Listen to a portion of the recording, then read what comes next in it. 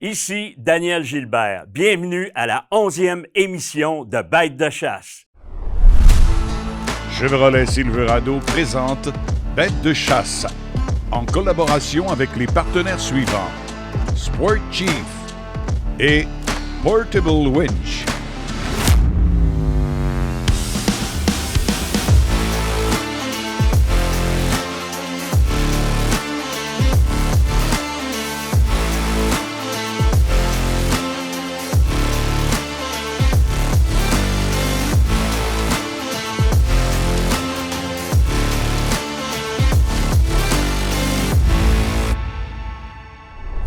Bienvenue à Bêtes de chasse, une émission d'information, mais aussi de plaisir partagé.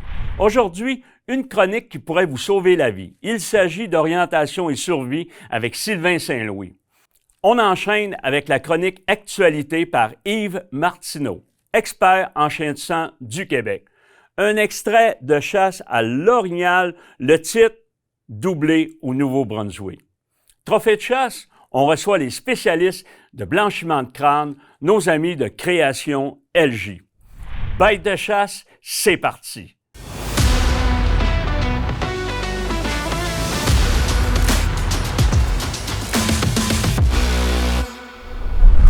Alors, de retour en studio avec Yves Martineau de l'Association des conducteurs de chiens de sang du Québec. Écoute, Yves, cette semaine, on revient encore sur les meilleurs endroits pour tirer, mais là, avec différents angles. Donc, ça va donner encore une meilleure idée aux chasseurs. Oui, parce que nous, les conducteurs de chiens de sang, on fait beaucoup de tirs de chair, puis souvent, ça a un lien avec l'angle de tir. Exactement. Souvent, un chasseur, dans une position comme ça, il va aller viser là. Oui. Il vise encore en arrière de la patte, il a été éduqué comme ça. Puis ça fait un estomac-panse. Oui. Ça va prendre un chien de sang. De l'autre bord, ça fait un fouet-panse. Exact.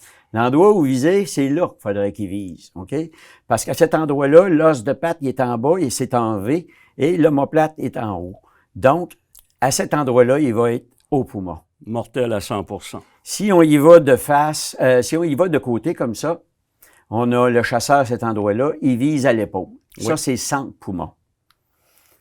S'il est à cet endroit-là, il faut qu'il vise l'épaule. Mais l'erreur qu'il va faire, c'est qu'il va aller viser trop près de la patte et il touchera pas au poumon, ça va faire un tir d'épaule. C'est là qu'il faut qu'il vise. Il faut toujours viser à travers la bête l'épaule de l'autre bord. Puis s'il est encore plus reculé, il faut qu'il vise juste en avant de la fesse pour pouvoir aller chercher l'épaule. Souvent, c'est pas ce qui se passe, puis on a des tirs de chair. Exact. Ici, si on parle d'un tir de face, ce qu'on voit souvent, tu as à peu près 6 pouces pour passer. Si t'es pas dans le 6 pouces, là, ben ça fait ça. Le devant, c'est solide, puis souvent, ça ricoche là, puis ça rentre pas dans le sternum. Important, là. Souvent, il va penser qu'il est de face, mais il y a une petite angle. Puis il va viser, puis très souvent, il va aller chercher l'épaule encore comme ça. Ou, il est carrément de face, puis il passe au côté de l'épaule, puis il rentre dans la panse. On voit souvent, c'est un tir d'épaule ou c'est un tir de panse. Parce que les épaules sont plus étroites que la bédaine. La bédaine est plus épaisse que les épaules. Hey Yves, toujours pertinent puis tellement important justement de viser au bon endroit pour justement ne pas avoir de perte de gibier. Alors, nous, de notre côté, on s'en va vers le film de chasse de la semaine.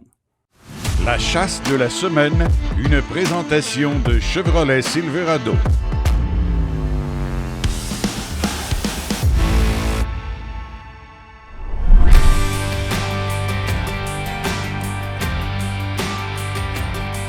Le tournage qui suit, écoute, c'est pas compliqué. Première participation pour moi dans une chasse au Nouveau-Brunswick. Fait que c'est quelque chose que j'attendais impatiemment depuis longtemps. Fait que j'étais vraiment content. Je venais chasser en compagnie de Shane et son père, West. Le premier jour de chasse, on part pour faire la prospection. On voulait surtout cibler dans quel secteur les orignaux se tenaient. Fait que le premier matin, on a vu quelques orignaux. Rien, on va dire, de vraiment intéressant en frais de grosseur non plus. OK, je sais. Pour la chasse du soir, écoute, encore une fois, un trajet en forêt. Puis on a complété ça avec une petite visite dans les bûchers en pick-up, voir encore une fois s'il y avait des indices. On a vu encore quelques orignaux, mais les orignaux semblaient extrêmement effarouchés. Aussitôt qu'ils voyaient un pick-up, ça partait à la course. Donc, deuxième matin de chasse, on s'en va un en arrière de l'autre, dans le fond, 2 camions, Jason, puis nous autres en arrière. Puis Jason, en avant, lui, arrivait à un secteur juste à l'entrée d'un bûcher. Jason voit 2 femelles accompagnées d'un mâle à peu près d'une 40-45 pouces qui traversent le chemin devant de lui. Puis là, on check un peu ses cartes. Les orignaux, ces 3 orignaux-là semblent être partis dans une coulée. Puis plus tard en journée, on est allé faire cette fameuse coulée-là. Il y avait vraiment beaucoup de traces, beaucoup d'indices. Mais les orignaux n'étaient pas là.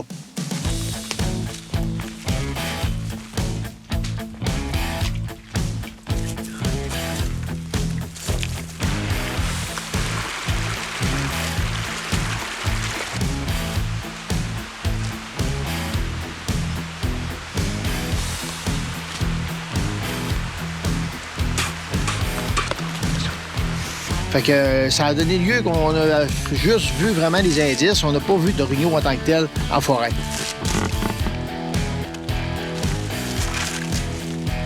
Puis là, on s'est mis à vraiment à analyser la situation qu'on vivait. Parce que là, les orignaux, aucune réponse, aucun call. Du call, aucun son, aucune réponse, rien. Les orignaux sont vraiment silencieux, muets, stressés. On dirait qu'ils savent que la chasse est ouverte.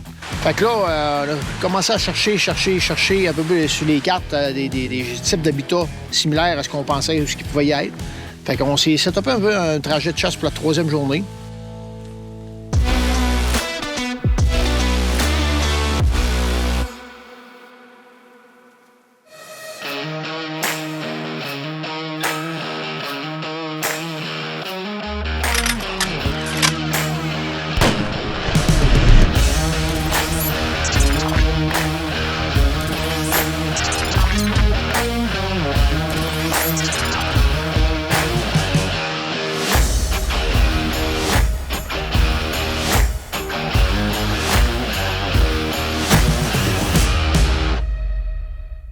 Premium Mix, une gamme de produits complète pour la réalisation de vos champs nourriciers.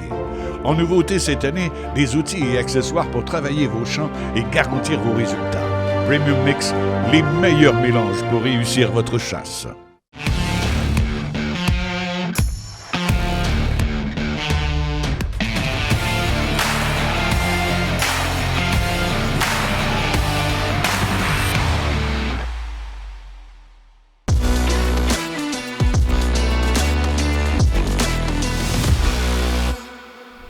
Il annonce de la pluie beaucoup. Fait qu'on a quand même prévu au moins de faire un peu de la patrouille, comme on dit.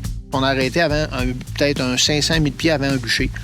On s'est parqué là, puis on a attendu carrément que le jour se lève tranquillement. Puis à un moment donné, aux lumières du camion en avant, on voit arriver 3 orignaux. Un mâle, une femelle, puis un veau qui s'en viennent carrément sur le camion, on dirait attirés par les lumières. Ça a vraiment commencé le matin en feu. Ces orignaux-là sont repartis à la course un peu en avant de nous autres, ils ont repris le bois. Fait qu'on a encore une fois commencé à faire des bûchers pour trouver des indices. Il y a comme des embranchements dans des bûchers, des reculons de camions si les vannes se viraient pour les chargements. Puis on va dans un qui donnait une vue sur un bûcher, mais sur la coulée, ce que le soi-disant boc était peut-être parti.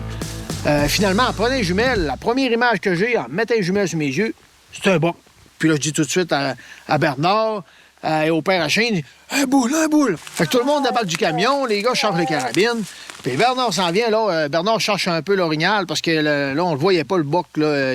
C'était vraiment. Ben, moi, je le savais parce que je l'avais vu aux jumelles, mais les gars ne voyaient pas vraiment.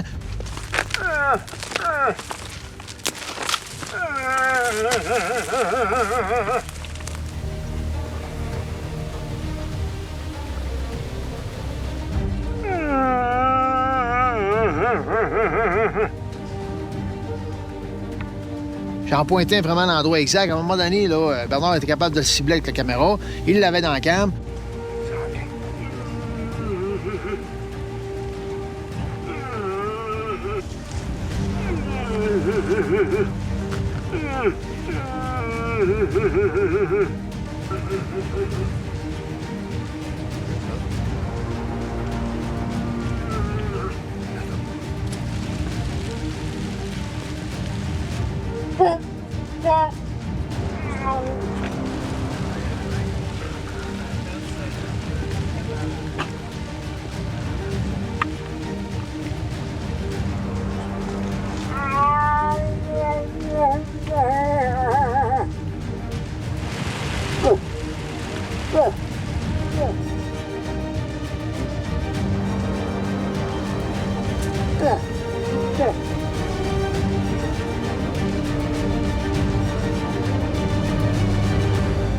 Shoot.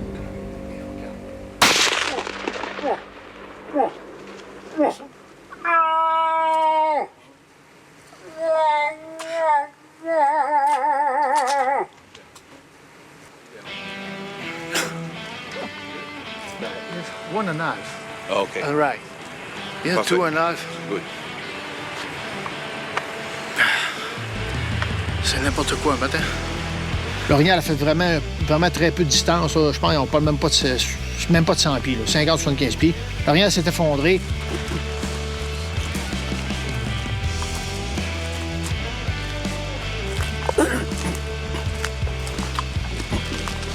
Where'd you eat on the floor? Here's something from those long right there. Top and shoulder. It's a very good hit. And congratulations again. Yeah, it's good. C'est spécial parce que mon père attend pour 13 années pour le permis aussi. Ça, c'est incroyable. Incroyable. Avoir une licence là, ici au Nouveau-Brunswick, c'est tirage au sort, c'est presque le Loto-Québec. Ah oui. Pour gagner à la loto, je pense que tu as autant de chances de gagner à la loto.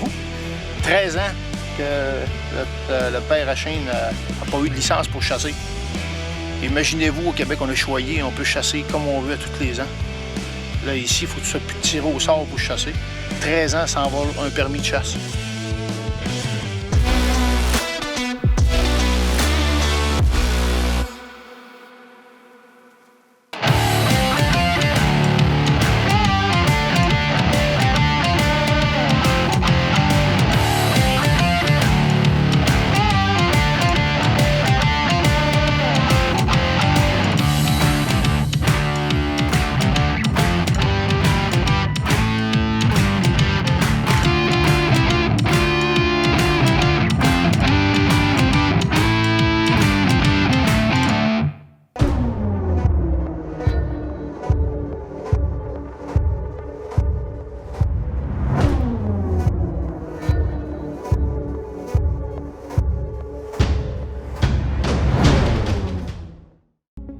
Écotone, le plus grand réseau de magasins au Québec spécialisé dans la chasse, la pêche et le plein air. Visitez votre marchand Écotone près de chez vous. Écotone, une expertise locale au service de vos passions.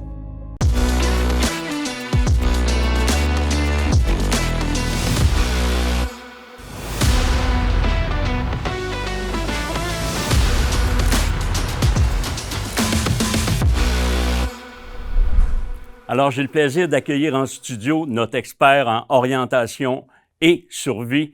On parle de Sylvain Saint-Louis. Bonjour Daniel. Écoute, Sylvain, toujours un plaisir de te recevoir. Cette semaine, j'aimerais ça qu'on développe sur imagerie satellite ou bird eyes, qui est une expression anglaise toujours reliée au GPS. C'est vraiment populaire. Puis quand tu parles de bird eyes, anciennement, c'est de ça qu'on parlait. Aujourd'hui, ça l'a changé. Ouais. C'est vraiment imagerie satellite. Dans le GPS, on n'a plus l'application bird eyes. C'est remplacé par Outdoor Maps. C'est resté en anglais, là. Exact. On s'en va là-dedans. Sauf que, vu que ça, c'est bien populaire, là, on va voir sur l'image les différences avec des bonnes qualités, des basses qualités. Puis là, en tout premier, je veux te faire remarquer que dans les GPS, on a en moyenne 16 gigs de mémoire. Oui. Pour donner une idée, là, on parle de MB ou MO. 1000 MB, c'est 1 gig, on peut en mettre 16. Puis regarde bien, j'ai fait plusieurs tests dans plusieurs secteurs parce que quand on télécharge ça, quand tu as ton GPS, c'est du Wi-Fi, tu connectes Wi-Fi, puis oui. là, je vais conseiller aux gens de les aider avec un exemple, un secteur de 5 km par 5 km, 5 km carrés. Puis regarde bien ça. Dans les 5 km carrés, ou à peu près, là, à basse qualité, j'ai 4 MB.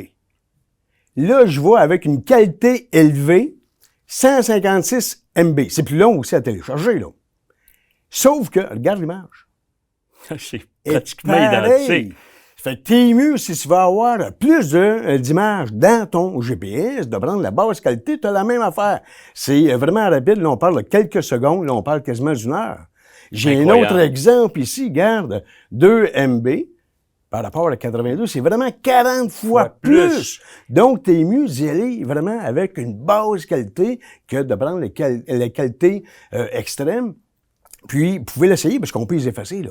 Tu l'essayes dans ton secteur, regarde la basse qualité, télécharge-les, fais la haute qualité, télécharge-les, compare-les. C'est la même affaire. Tu vas le faire une fois, après ça, tu vas savoir que ça sert à rien de prendre la haute qualité. C'est ça, parce que quand on voit quand même la différence sur la résolution est pratiquement la même. Essaye de voir la différence. Donc, on est capable de beaucoup plus de mettre en mémoire justement des cartes en bird eyes ou en imagerie satellite. Donc, c'est quand même un point qui est important. 40 fois. Important. Donc, je pense que ça valait la peine qu'on l'explique. Puis, encore un excellent point. Sylvain, un gros merci. Puis, de notre côté, écoute, on retourne à l'action avec Bête de chasse.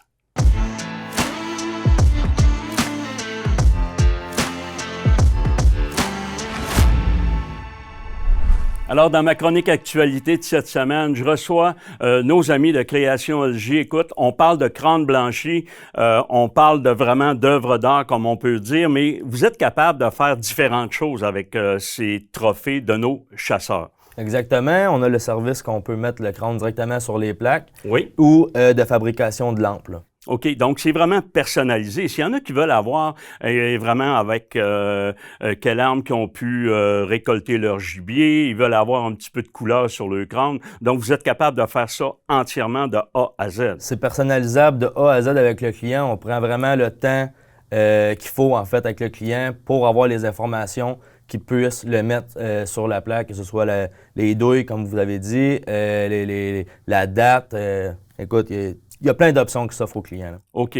Après ça, à partir de ce moment-là, je pense que vous offrez un service personnalisé. Luc, quand il arrive un client chez vous, je pense que tu es capable, tu dis, installe-toi ici, on jase, parce que tu veux savoir le feeling du client. Oui, tu restes pas 5 minutes à la maison, là. Des fois, ça peut aller jusqu'à 1 heure facile. J'ai déjà vu dans le temps plus longtemps que ça, mais ça... Tu essaies de te restreindre au moins 1 heure parce que tu veux avoir le pouls du client, justement. Oui, puis on va être certain que ce qu'il choisit, là, c'est ça qu'il veut. Puis la réaction, quand il repart ou qu'il vient chercher son trophée, sa pièce, c'est important pour nous. Absolument. Puis là, souvent, des gens vont penser, nos amateurs vont penser que c'est des pièces qui sont hors de prix. Mais j'ai fait un tabarouette de saut. Je pense que c'est accessible. Accessible. On essaye que ça le soit le plus possible, justement pour permettre à tout le monde, ou en grande majorité, de pouvoir se permettre de quoi pour immortaliser le trophée. Donc, c'est vraiment impressionnant. Puis je sais qu'à l'occasion, vous achetez même des crânes que les gens ne savent pas trop quoi faire. Et puis, on parle de crânes. Il y a quand même un gibier que les gens méprisent un petit peu plus. On parle de l'ours noir. Le crâne d'ours noir. Les crânes d'ours noir, écoute, vous pouvez faire vraiment des superbes... Oui, en lampe, c'est vraiment très beau. Ça en est hypnotisant. Puis beaucoup de chasseurs les jettent carrément. Non, puis c'est vraiment pas le cas. Donc, on va être capable de le montrer justement sur image. Qu'est-ce que vous êtes capable de faire avec ça? Je voulais vous remercier, messieurs. Vraiment intéressant à soi. Puis de notre côté, on retourne avec Bête de chasse.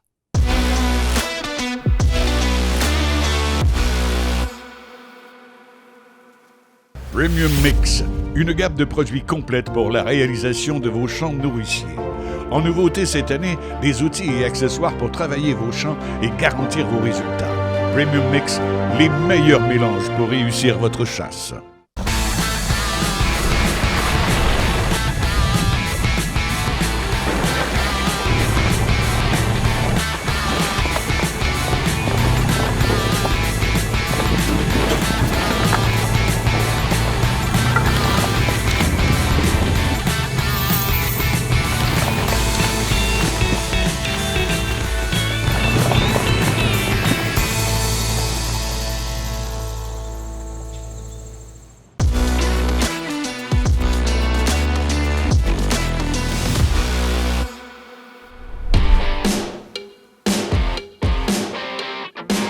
Cette année, pour notre chasse au Nouveau-Brunswick, on avait été chanceux. On avait 2 tags, donc un avec moi, qui est Mike, qui venait chasser avec moi.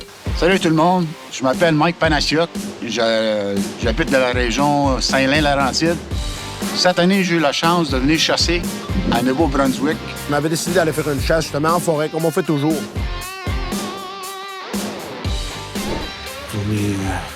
Premier matin, chasse Nouveau-Brunswick. On était une place que, tant qu'à moi, il n'y a pas d'allure. Mais, écoute, c'est le même, les territoires de route, des fois, là, ça ne fait pas tout le temps de sens. Dans le fond, c'est pas compliqué. Shane est arrivé hier. Il a tombé sur un gros mort en plein milieu du chemin. Puis, en tout cas, il est parti à la course. Puis Shane a voulu trouver ce qu'il était. Fait qu'hier, en soir, il a passé la soirée à essayer de chercher ce qui se tenait.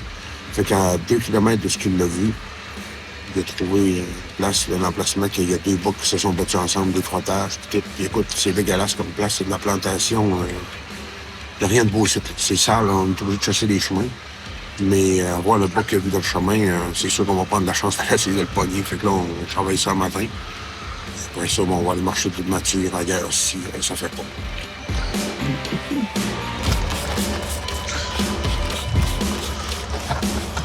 C'est parfait, t'as des flèches en masse?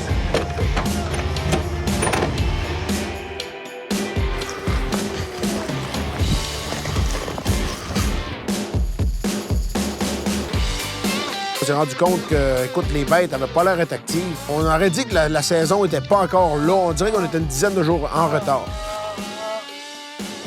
On a marché des kilomètres et des kilomètres. On trouvait aucune souille, aucun frottage, rien, aucun signe de rut.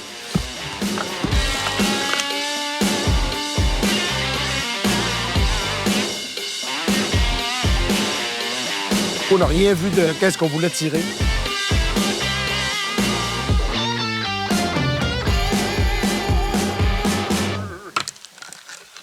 Le lendemain matin, il s'est mis à mouiller. Toute la journée. On a marché un autre 18-19 km dans le bois. Les orignaux étaient dans le fond des coulées, au travers de la mousse, au travers des zones rugueuses, des places qu'on n'est pas accessible là-dedans. Fait que c'est ça qui était pas évident.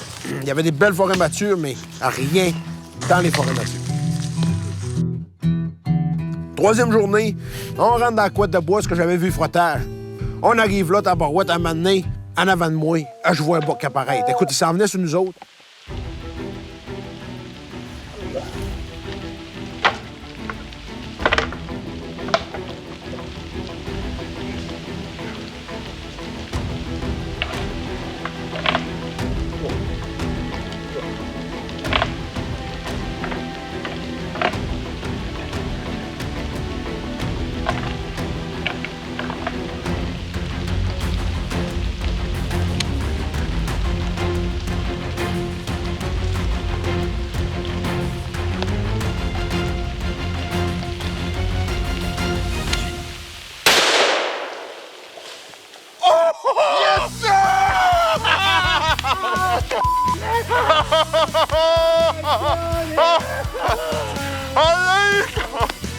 On l'a fait! On l'a fait, man! On l'a fait! C'est pas croyable! Mike fait un tir parfait. Je pense que j'ai jamais vu un orignal tomber aussi sec que ça. Écoute, c'est comme si on l'aurait coupé en 2. Il a fait poum! Direct à terre. On était super contents. Wouhou! Man, on l'a fait, man! On l'a fait! Man, on l'a fait! Ah, je suis tellement content! C'était un beau! Ouais, c'est un beau boss solide! Ah, si boy, il a pas été loin! Ah ouais, puis il a collé, puis tout!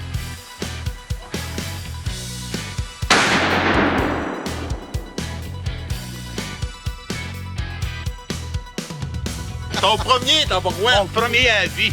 À vie, man. C'était à... Il était à 35 pieds, à peu près. 35 pieds? Ouais, 35 pieds. Il a tombé direct là, une balle. Bang! Wow!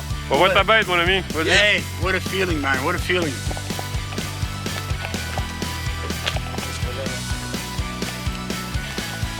Il On l'a fait, ça va. Tellement content, man. Ah oui, champion, man. Hey, on a marché, là. C'est fou. Ça devient plus rough à tabarouette, là. J'ai 68 ans, premier buck à la vue. Wow! Pas croyable. Pas croyable. Là, celui-là, c'est à moi, ça c'est là. Sir.